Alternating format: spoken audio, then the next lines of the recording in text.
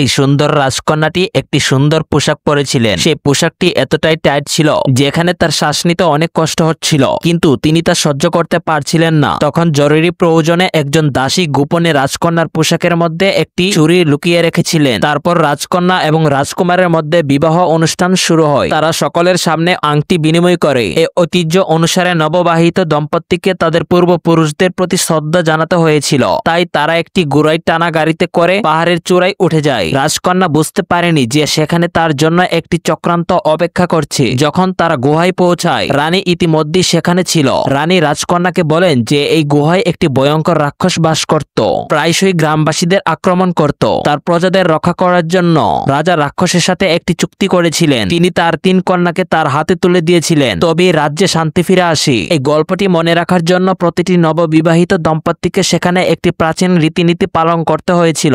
রানী তখন রাজকুমার এবং রাজকুমারীর হাতে একটি হালকা কাটা দাগ দেন যাতে তাদের রক্ত মিশে যায়। তৎক্ষণাৎ সে রাজকন্যাকে একটি সোনার মুদ্রা দিল এবং রাজ্যে শান্তি নিশ্চিত করার জন্য এটি উপত্যকায় ফেলে দিতে বলল। অনুষ্ঠান সম্পন্ন হওয়ার পর রাজপুত্র আগ্রহের সাথে তাকে তুলে নিয়ে গুহা থেকে বের করে আনলো। সেই মুহূর্তে রাজকন্যা আনন্দে ডুবে গেল এবং রাজপুত্রের চোখে লুকিয়ে থাকা সত্য কতটা বিপজ্জনক তা সে বুঝতে পারল না।